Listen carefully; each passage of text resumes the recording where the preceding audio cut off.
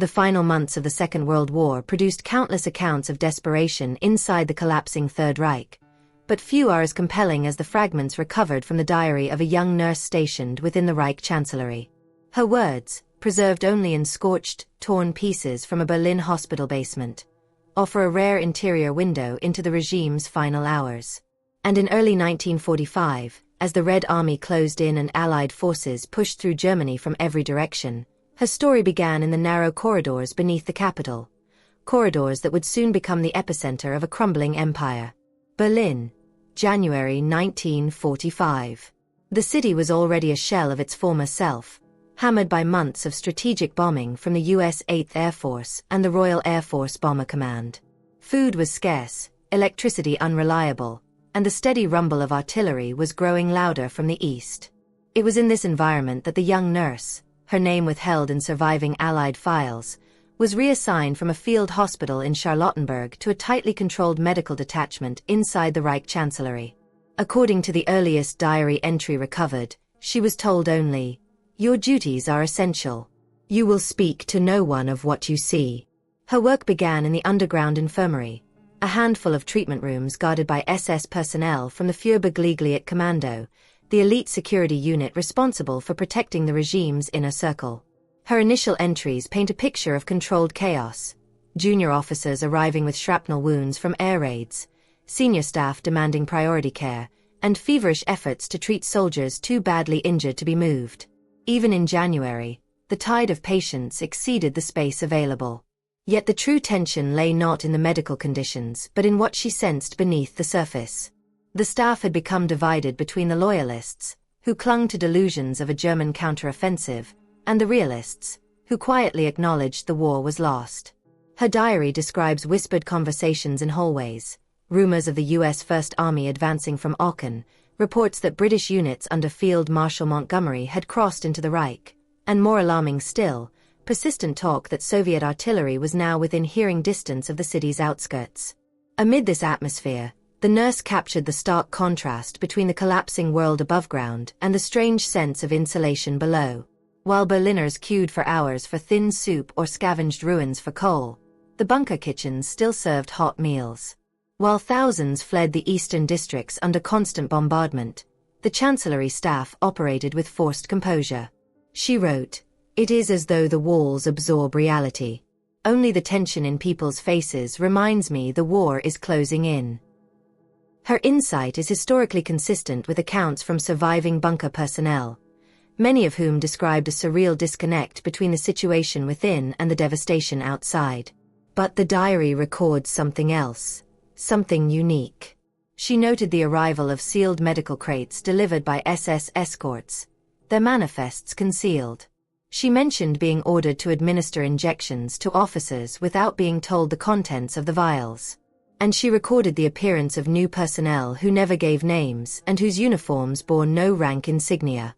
Though she could not know it, Allied archival records later associated similar movements with attempts by high-ranking officials to secure escape routes or destroy sensitive evidence. As February progressed, her responsibilities increased. More wounded arrived from the collapsing Eastern Front, many belonging to units that had suffered catastrophic losses against the Soviet First Belarusian and First Ukrainian fronts. The nurse recounted treating frostbitten survivors of the retreat through Poland, men who spoke of entire battalions wiped out by encirclement near the Oder. Their stories seemed to shake even the most hardened bunker staff, quiet warnings that Berlin's turn would soon come. Yet the diary also captures moments of humanity. She described taking brief shifts above ground, where she saw families huddling in basements and children collecting fragments of Allied leaflets promising safe conduct after surrender. She wrote of a Berlin policeman, exhausted and covered in ash, who told her, "The city is dying, and we are dying with it." These glimpses contrast sharply with the tense, secretive atmosphere once she returned below. By early March, the nurse recorded a dramatic increase in security. Corridors once open to medical staff were now guarded, doors sealed, and new passwords issued daily. There were sudden disappearances of junior clerks and orderlies, whom she assumed had been transferred, until she was told quietly by another nurse that transfers had ceased entirely weeks before. Her growing awareness of these inconsistencies marks the first moment her entries shift from simple observation to subtle investigation. Still, her tone remained cautious. She could not know who might read her notes. But she continued writing, recording everything she could without drawing attention. "There is fear here," she wrote. "Not just of the enemy. Fear of each other." And in these final lines of Part 1, she introduced something that would shape the remainder of her account. The sense that certain movements within the bunker, certain orders from the security staff, and certain individuals entering the medical ward were part of something larger, something not yet visible to her, but unmistakably present. What she would uncover next would only deepen the mystery. By March 1945, the German High Command was disintegrating under the weight of simultaneous Allied offensives, and the nurse's diary reveals this collapse in striking detail. At a time when official radio broadcasts promised impending counterstrikes, her entries captured a very different reality, one shaped by chaos, mistrust, and the steady erosion of control inside the Reich Chancellery. What began as rising tension in Part 1 now hardened into unmistakable fragmentation. And her words, though quiet and cautious, echo the historical records of the US OSS and British MI6. The regime was beginning to implode from within. On March 3, she described the arrival of a cluster of wounded officers from the German Ninth Army, evacuated from the bloody engagements along the Oder River. Their uniforms, she wrote, were caked with frozen mud and soot from burning positions. They spoke in hushed tones about lost battalions and severed supply lines, accounts that contradicted the triumphant communiques blasting through the bunker's loudspeakers. Even in her diary's restrained prose, readers can sense the dissonance. The officers look at one another before they speak, as if deciding which truth is safe to share. Historically, the Ninth Army was indeed collapsing under the Soviet Spring Offensive, its divisions stretched thin, encircled, and suffering catastrophic casualties.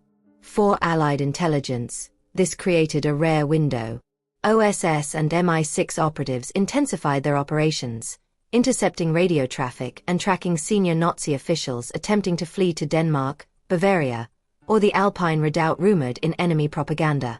In the nurse's world, these escape attempts materialized as sudden arrivals and departures in the Chancellery. Staff officers moving through restricted corridors, their faces gaunt, their conversations clipped. She noted one man in particular, heavily bandaged, escorted by the SS before dawn. He returned 2 days later with his uniform stripped of insignia. No one explained why. The nurse also observed the increasingly erratic behavior of the regime's leadership entourage. Doctors were summoned at unusual hours for private consultations, and medicine cabinets were locked with new keys issued only to a handful of senior staff. She described a moment when a lieutenant collapsed from exhaustion in a hallway, only to be quietly removed by security before any aid could be given. "There is no room for weakness here," she wrote. "Only appearances." The situation outside Berlin added to the strain. In the West, U.S. forces under General Omar Bradley were advancing rapidly toward the Rhine. The First Army pushed through the Eifel region while the Ninth Army drove toward Dusseldorf. British forces, led by Field Marshal Montgomery, were preparing the final crossings that would bring them deep into Germany.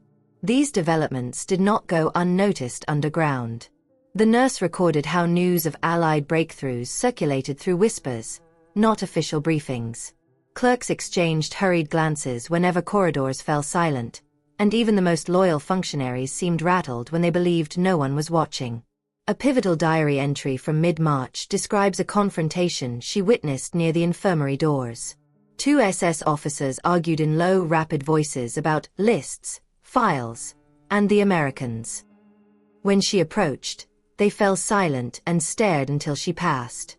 Later that evening, she wrote, "There is talk of names being removed from records.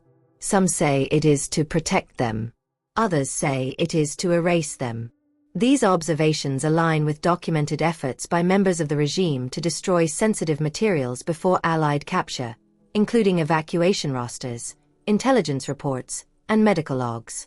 Her growing awareness of these operations sharpened her attention to detail. She noticed that certain wounded officers, those with higher ranks or knowledge of special projects, received treatment in a separate ward, guarded around the clock. She speculated that these men possessed information the Allies desperately sought: escape plans, foreign intelligence contacts, or operational secrets that could reshape post-war investigations. Whether her suspicions were accurate remains unclear, but US and British intelligence archives confirm that such individuals were indeed priority targets. Meanwhile, the nurse's personal struggles intensified. Long shifts, limited sleep, and the psychological strain of treating men resigned to defeat left her physically and emotionally drained. She described washing blood off bandages while hearing the distant rumble of Soviet artillery for the first time, a sound that made even the seasoned guards flinch. The sense of impending doom permeated every page. "No one here speaks of victory anymore," she noted. "Only of what still must be done before the end." Yet amid the gloom, she continued documenting everything she could. In one entry, she described overhearing a conversation about the British Second Army tightening its noose around northern Germany. In another, she recounted a rumor that certain bunker personnel were arranging coded radio transmissions, possibly to negotiate escape or surrender.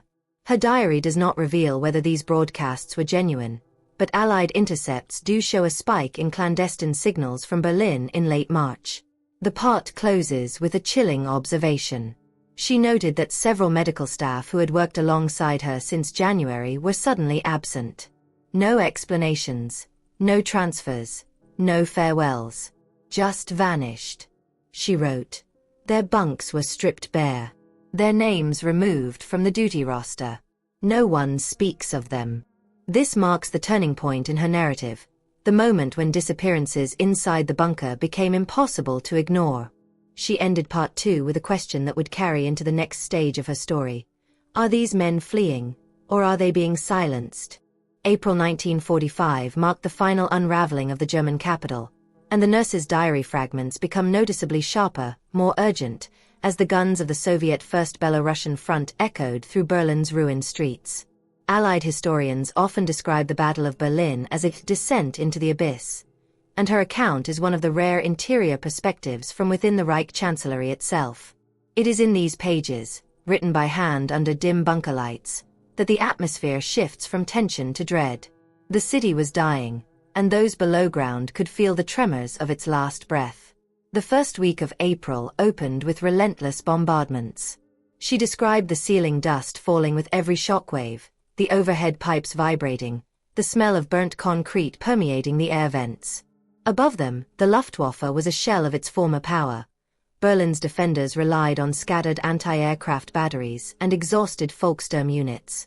The nurse recounted hearing older men, some in their 60s, being brought into the infirmary with wounds barely treatable. Their eyes, she wrote, carried the look of men fighting for a city already gone. Medical orders during this period became increasingly erratic. The diary notes sudden changes in treatment protocols for certain officers, including injections of unidentified compounds brought in sealed SS containers. She was instructed to assist without question, but her responsibility to record, to remember, seemed to grow stronger as secrecy thickened around her. One entry details a late-night visit from a senior medic who quietly advised her to keep your observations to yourself if you wish to remain here. She underlined the phrase in her diary. The mystery deepened when she noticed entire sections of the medical ward being shut off without explanation. A makeshift isolation area appeared almost overnight, guarded by SS personnel who permitted only select doctors to enter. She noticed stretcher bearers bringing in injured officers who were never logged, never assigned recovery beds, and never seen again. This contradicted established bunker protocol, which required meticulous tracking of all casualties within the complex. Her instincts told her something was profoundly wrong. Outside the bunker, US and British advances added to the panic. US First Army forces were pushing eastward after crossing the Rhine, and British Second Army formations were advancing across northern Germany with alarming speed. Allied aerial reconnaissance had already confirmed that Berlin was now operationally isolated. She recorded overhearing two clerks whisper that senior officials were considering alternate evacuation measures, though none were officially announced. Historically, numerous attempts were indeed being made by various Nazi officials to flee toward Bavaria, Denmark, or surrender lines, though few succeeded. Her diary also mentions inconsistencies in staff rotations. Nurses she trusted, some working alongside her since January, began receiving sudden reassignments to external posts. But the timing was odd. No one was moving safely across the city at this stage. And as in Part 2, these reassignments carried the eerie sense of disappearance. Rooms once filled with cots and linens were left empty, their contents removed. Even the smell of antiseptic began to fade, replaced by the metallic scent of dust and cordite from the fighting overhead. One of the most striking entries describes a young SS officer arriving with shrapnel wounds from a failed breakout attempt toward Potsdam. While being treated, he muttered fragments about sealed lists, last-minute purges, and orders that will not be questioned. The nurse could not decipher the meaning, but the details align with known historical patterns. In early April, certain offices in Berlin undertook emergency document destruction and personnel screening as defeat became undeniable. As she continued her rotations, she became increasingly aware of the psychological toll on the staff. She described orderlies staring blankly at walls during brief breaks, surgeons operating for 20 hours without rest, and security personnel snapping at minor deviations in protocol. In the bunker's narrow halls, the once rigid hierarchy had grown brittle. Fear made everyone unpredictable. People speak in half sentences now, she wrote. They fear finishing their thoughts. Then came one of the most unsettling observations in the surviving pages. The nurse noted the presence of a new, sealed room, previously part of a storage corridor, now guarded day and night. She never learned its purpose. But she recorded the comings and goings of several senior officers, entering with files or metal cases and emerging without them. No one spoke aloud about what was happening, but the implication was unmistakable. Secrets were being buried, either literally or figuratively, before the city fell. Her entries also captured the physical sensations of a dying capital. She described the ground vibrating as Soviet Katyusha rockets slammed into nearby districts, and the faint but constant hum of Allied aircraft circling overhead. The bunker lights flickered more frequently now. Ventilation was inconsistent. Supplies dwindled. And the staff began to understand that they might never leave this underground labyrinth. In the closing paragraphs of this period, the nurse mentioned a chilling pattern. Certain wounded officers were suddenly declared no longer present in the facility, even though she had personally assisted with their care days before.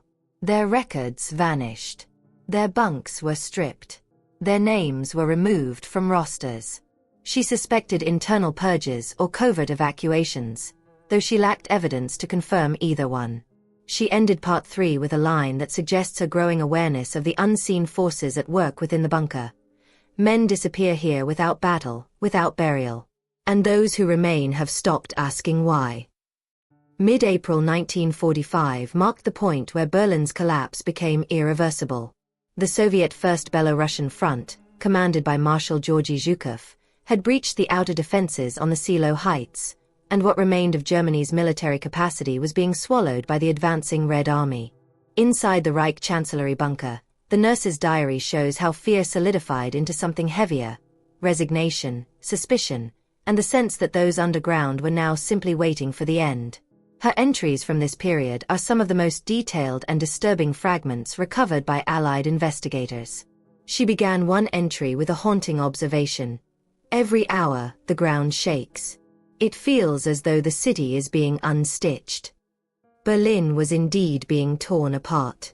Soviet T-34 tanks and infantry divisions pushed through the eastern districts, Lichtenberg, Friedrichshain, and Pankow, street by street.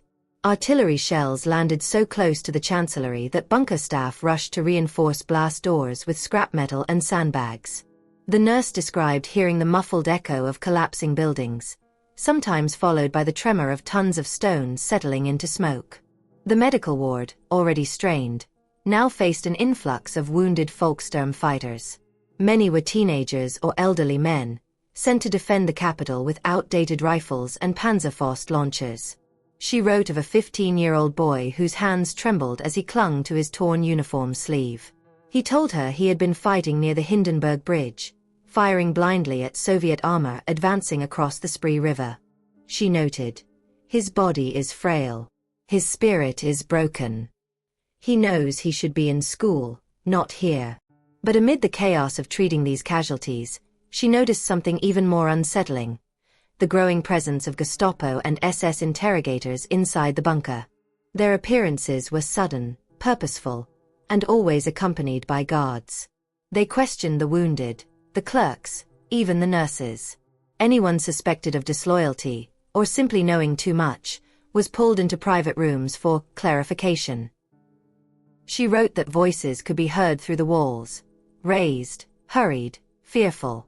Some of those questioned returned shaken. Some did not return at all. Historically, this aligns with what Allied documents later revealed.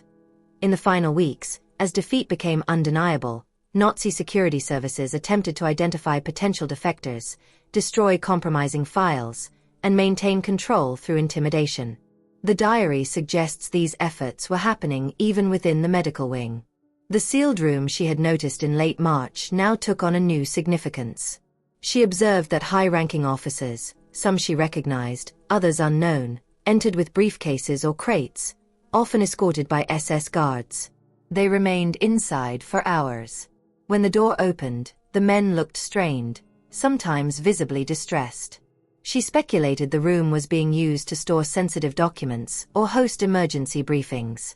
Another nurse told her in a whisper that it was where decisions about life and death are being made.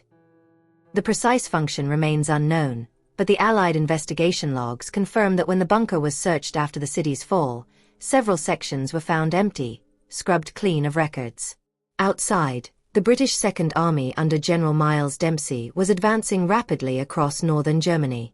Though they were not destined to reach Berlin before the Soviets, their progress threatened escape routes that many Nazi officials still hoped to use.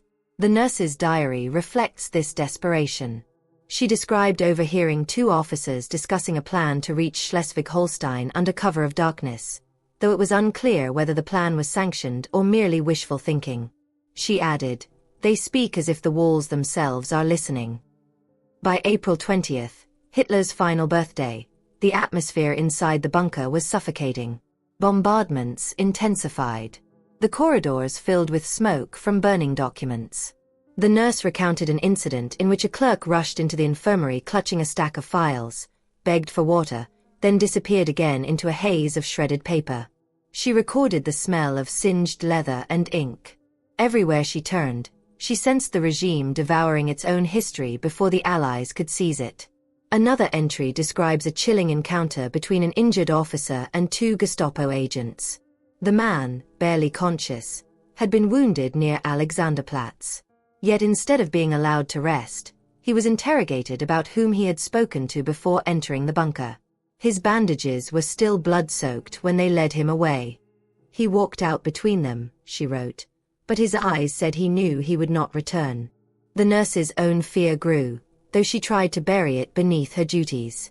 She mentioned hearing contradictory stories about the war's progress, some from propaganda broadcasts still blaring through the bunker loudspeakers, others whispered by wounded officers who had seen the front firsthand. The disparity between the two accounts convinced her that even those in charge no longer believed the official narrative. In one of the last pages from this phase, she writes of an eerie silence that fell one afternoon when the bombardment briefly subsided. Staff stopped moving. Guards paused mid-stride. Doctors looked at one another, waiting. She wrote, "For the first time, I realized no one here knows what tomorrow will bring. Not even those who pretend to lead." She ends part 4 with a stark line that foreshadows the darkest days to come. "If there are answers in this place, they are being buried faster than the city above us."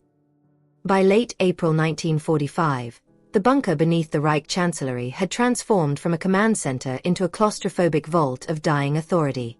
The tide of the war had fully turned. US forces linked with the Soviets at Torgau on April 25, completing the encirclement of German forces in the heart of Europe. For the nurse whose fragmented diary survived, these days were marked by exhaustion, dread, and the unmistakable sense that history was collapsing around her. Her entries become increasingly urgent, recording not just medical duties but the emotional unraveling of a regime cornered by its own delusions. She opened one entry with a stark observation: "The walls feel thinner now." As if the ruin above is pushing down on us. Even deep underground, the staff could feel each Soviet artillery strike as the Red Army closed around central Berlin. Above ground, streets were reduced to skeletal remains, charred vehicles, fallen tram lines, craters filled with ash and rainwater. But below, in the fluorescent-lit corridors, preparations for the inevitable took on a frantic rhythm. Medical teams were working non-stop. Supplies that once arrived in sealed SS crates had stopped coming. The nurse described rationing bandages, cutting morphine doses in half, and improvising splints from broken furniture. Men from the Cherite hospital, unable to return to their original facilities, joined her team, exhausted and hollow-eyed. She wrote of a surgeon whose hands shook so violently he could barely hold his instruments. "The city is not the only thing collapsing," she noted. Central to this phase of her diary were the sudden, cryptic orders that swept through the bunker. Staff were instructed to destroy all non-essential medical files, treatment logs, personnel rosters, even patient histories beyond the current week. She watched as clerks carried stacks of documents into incineration rooms, their silhouettes barely visible behind the clouds of smoke. One young aide confided to her that he'd been ordered to burn files containing not medical notes, but names, lists of individuals associated with secret wartime programs or classified operations. The nurse wrote, "These papers carry truths someone fears more than defeat." Outside, the Allied noose tightened. U.S. troops from the 69th Infantry Division joined with Soviet forces near the Elbe, signaling the formal collapse of any remaining German defensive coherence.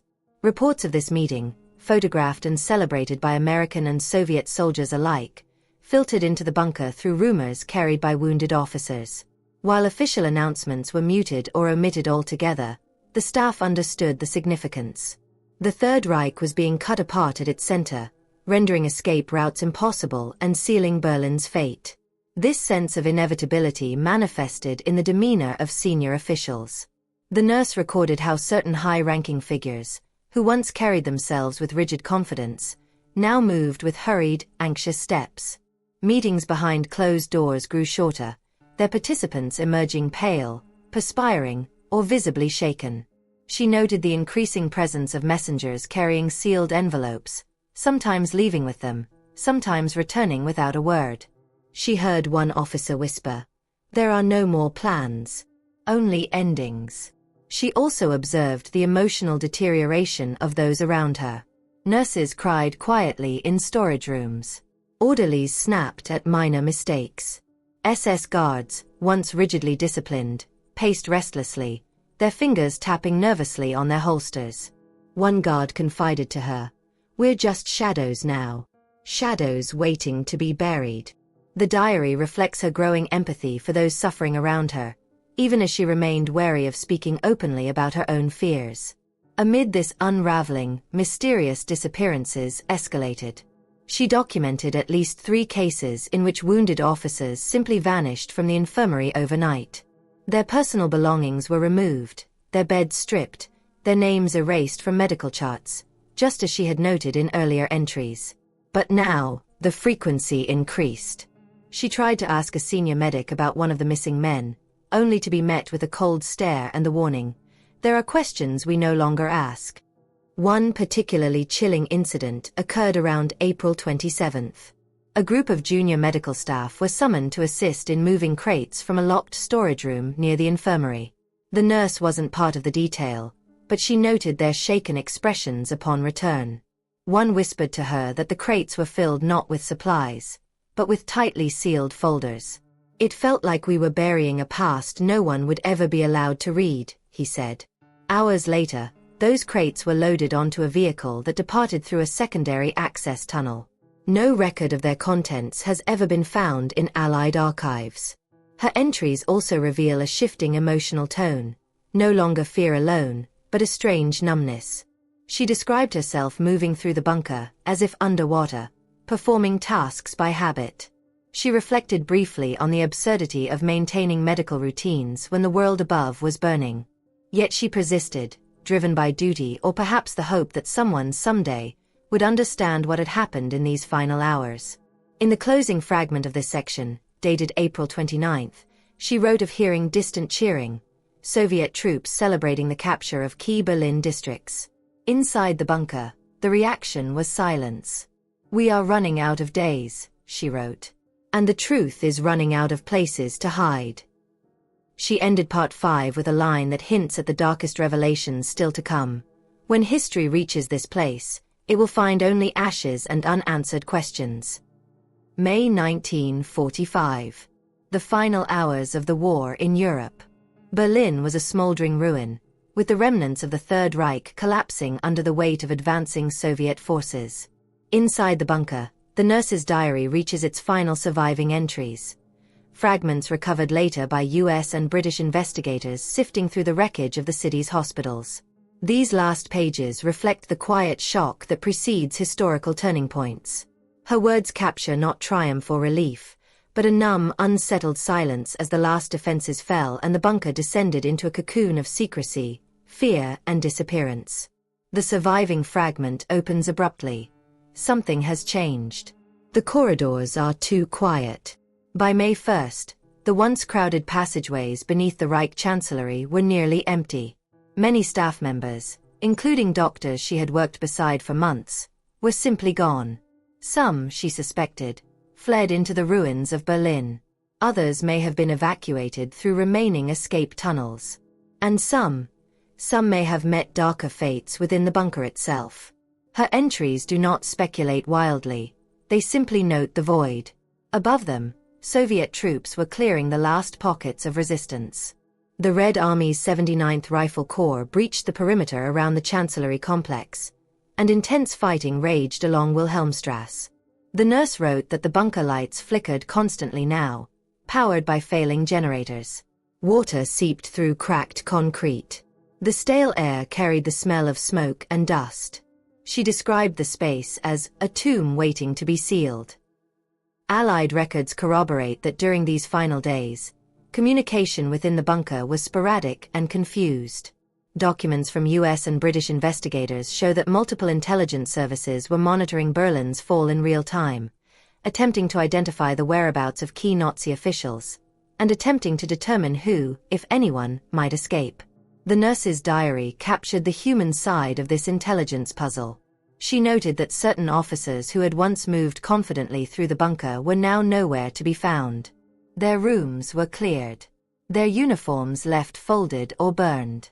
Their absence was never acknowledged. Even the medical wing was no longer functioning as a treatment center. There were no supplies, no incoming wounded, and almost no staff. She described wandering through the infirmary's dim halls, touching empty cots and overturned stools.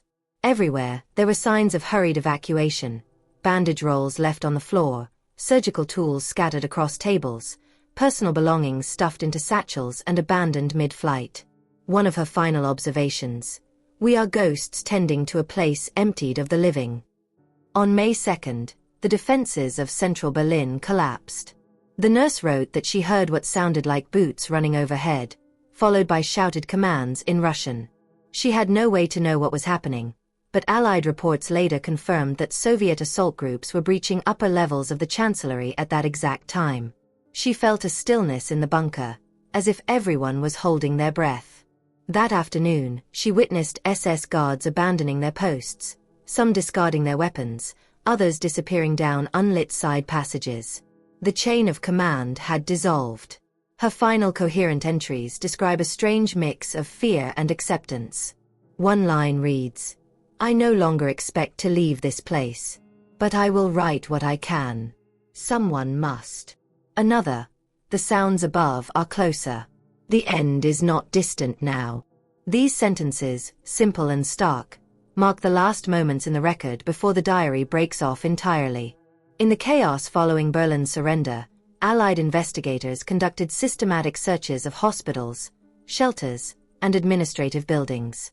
In one of these searches, likely at the ruins of a medical facility near Friedrichstrasse, they found pages torn from a diary, some water-damaged, others burned along the edges.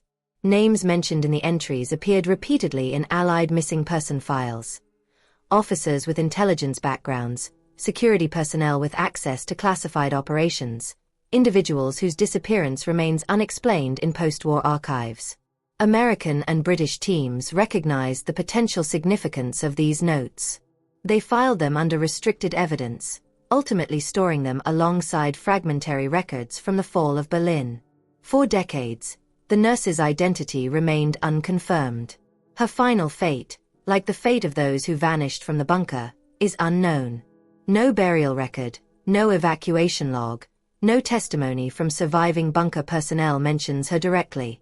What remains are these fragments, a first-hand account of a world collapsing inward, recorded by someone who saw the disintegration from the inside and paid close attention to every shift, every silence, every disappearance.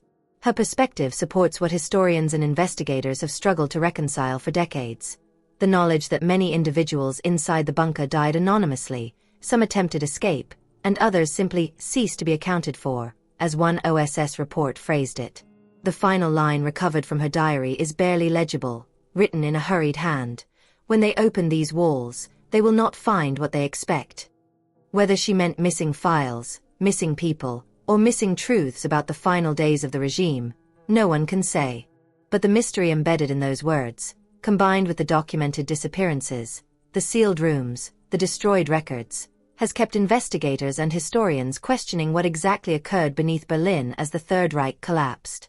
And so her diary ends not with closure, but with an unanswered question, a reminder that even in the most documented war in history, some truths remain buried beneath ash, rubble, and silence.